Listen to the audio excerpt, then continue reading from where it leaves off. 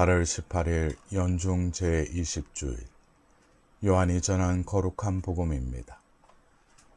그때 예수님께서 군중에게 말씀하셨다. 나는 하늘에서 내려온 살아있는 빵이다. 누구든지 이 빵을 먹으면 영원히 살 것이다.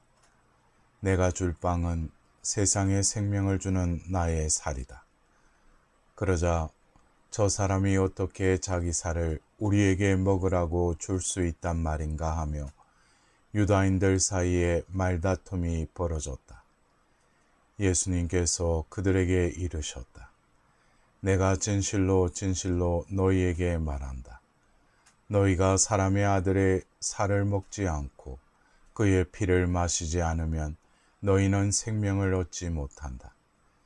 그러나 내 살을 먹고 내 피를 마시는 사람은 영원한 생명을 얻고 나도 마지막 날에 그를 다시 살릴 것이다.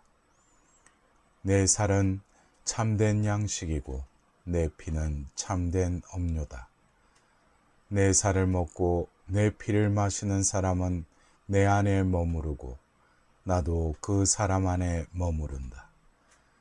살아계신 아버지께서 나를 보내셨고 내가 아버지로 말미암아 사는 것과 같이 나를 먹는 사람도 나로 말미암아 살 것이다. 이것이 하늘에서 내려온 빵이다. 너희 조상들이 먹고도 죽은 것과는 달리 이 빵을 먹는 사람은 영원히 살 것이다. 사랑하는 형제자매 여러분, 오늘은 연중 제20주일입니다. 빵에 관한 말씀이 이번 주일에도 계속됩니다. 지난 주일 당신께서 영원한 생명의 빵이라는 말씀에서 예수님께서는 생물학적 차원의 불로장생을 주시는 분이 아니라 신앙 차원에서 세상을 살아갈 이유와 생기를 주시는 분이심을 묵상했습니다. 이번 주일에는 당신 살을 먹으라는 말씀을 들었습니다. 나는 하늘에서 내려온 살아있는 빵이다. 누구든지 이 빵을 먹으면 영원히 살 것이다. 내가 줄 빵은 세상에 생명을 주는 나의 살이다.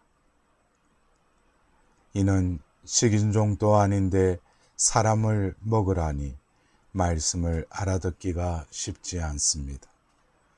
그래서 군중들은 저 사람이 어떻게 자기 살을 우리에게 먹으라고 줄 수 있단 말인가 하고 수군댑니다.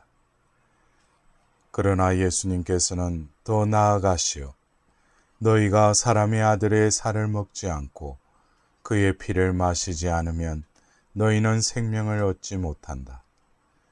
그러나 내 살을 먹고 내 피를 마시는 사람은 영원한 생명을 얻는다고 선언하십니다.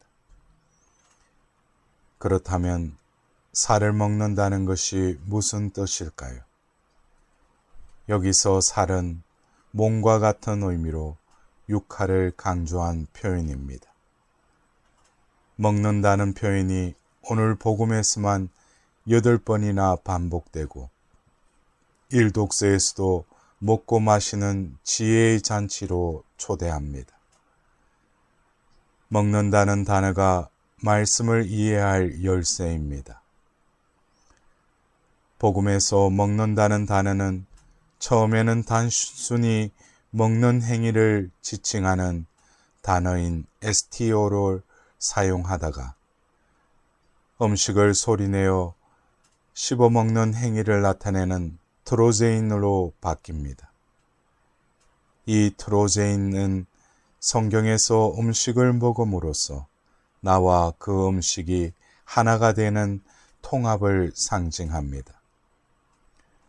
즉 예수님을 그저 은유적 상징으로 모실 것이 아니라 실제로 씹어서 음미하며 먹고 예수님과 하나가 되라는 말씀입니다. 그러기에 내 살은 참된 양식이고 내 피는 참된 음료다라고 이르십니다. 예수님의 이 말씀은 그리스도의 몸을 먹음으로써 주님께서 내게 스며드시어 주님과 내가 하나가 되는 성체성사에서 완성됩니다. 이 성체성사는 최후 만찬에서 제정하실 미래의 일이었기에 내가 줄 빵은 세상에 생명을 주는 나의 살이라 라고 미래형의 동사를 사용했습니다. 땅의 수분을 식물이 먹으면 수분이 식물이 되고 그 식물을 소가 먹으면 식물이 소가 되고 소고기를 인간이 먹으면 소고기가 인간이 됩니다.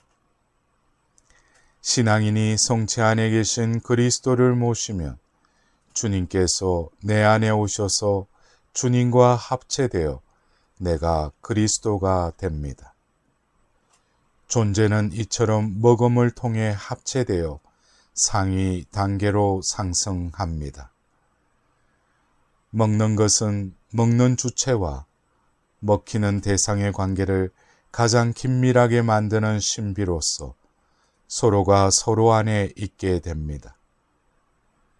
빵으로 오신 하느님의 사랑을 먹으면 그 사랑이 내 안에 스며들어 내 생명이 되고 그것을 먹은 내가 하느님과 하나로 통합되기에 내 살을 먹고 내 피를 마시는 사람은 내 안에 머무르고 나도 그 사람 안에 머무른다라고 예수님께서 말씀하신 것입니다.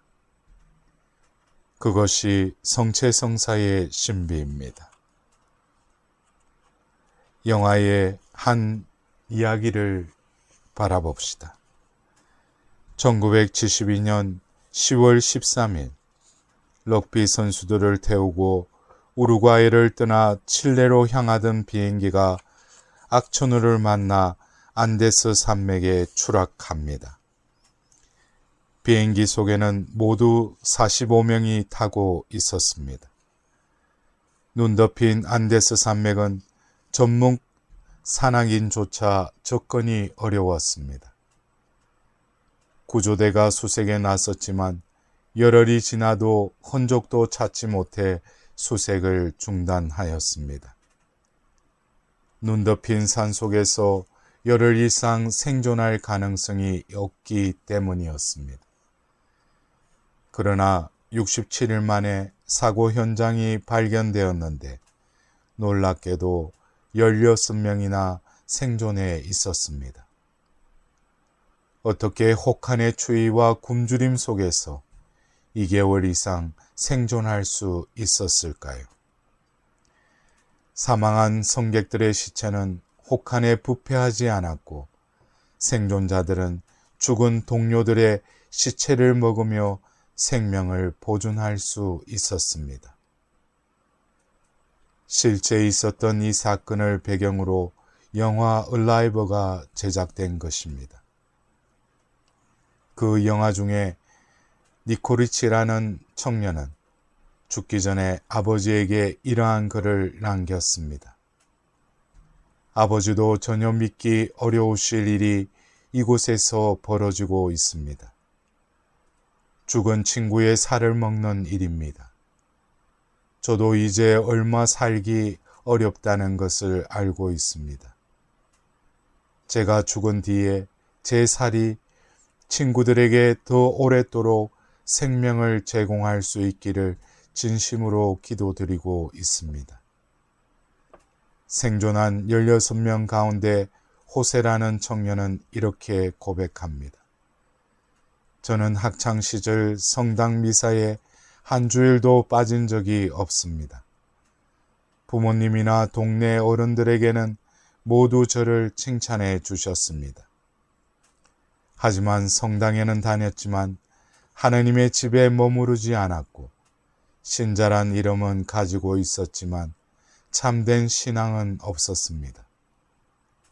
그러나 저는 눈 덮인 산 속에서 죽음과 싸우면서 비로소 하나님의 집에 머무르고 있음을 알게 되었습니다.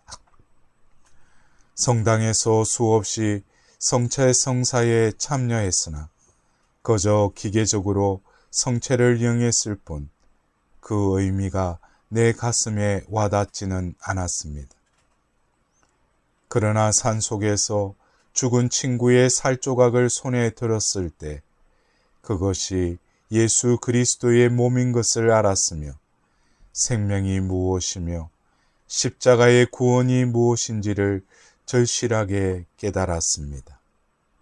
라고 해고하였습니다.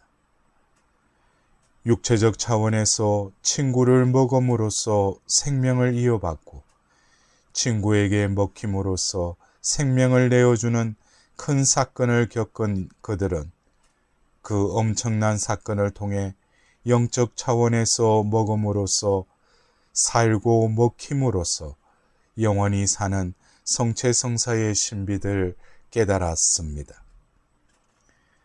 너희가 사람의 아들의 살을 먹지 않고 그의 피를 마시지 않으면 너희는 생명을 얻지 못한다는 말씀은 예수님의 상과 우리의 인생이 하나가 되지 않으면, 그리고 그렇게 예수님처럼 우리를 음식으로 내어주며 살지 않으면 우리는 구원에 이를 수 없다는 말씀이기도 합니다. 오늘 이 독서에 바오로 사도의 충고는 절박합니다. 형제 여러분, 미련한 사람이 아니라 지혜로운 사람으로서 어떻게 살아가야 하는지 잘 살펴보십시오. 어리석은 자가 되지 말고 주님의 뜻이 무엇인지 깨달으십시오. 사랑하는 형제 자매 여러분, 우리는 성체를 영하며 그리스도의 몸이라는 선언에 아멘이라고 응답합니다. 이 순간 주님의 몸을 형식적으로 먹거나 부적처럼 대하지 맙시다. 참으로 진지하게 생명의 빵이신 그리스도의 살을 먹으며 주님의 운명을 받아들입시다. 순환과 죽음이 담긴 주님의 살, 그리스도의 몸을 내 안에 참으로 받아들이는 분명한 결의를 아멘이라는 응답으로 고백합시다. 그렇게 예수님의 몸을 먹을 때 주님께서 생명의 빵으로 진정으로 내 안에서 나와 하나가 되십니다. 그리고 예수님께서 자신을 내어주시듯 내 살을 빵으로 내어주며 내가 생명의 빵이 되어 이웃을 살립시다. 우리가 먹은 예수님으로 말미암아 사는 것, 그것이 바오로 사도가 깨달으라고 호소하신 세상이 새로워지는 참 지혜입니다. 나를 먹는 사람도 나로 말미암아 살 것이다. 이것이 하늘에서 내려온 빵이다. 이 빵을 먹는 사람은 영원히 살 것이다.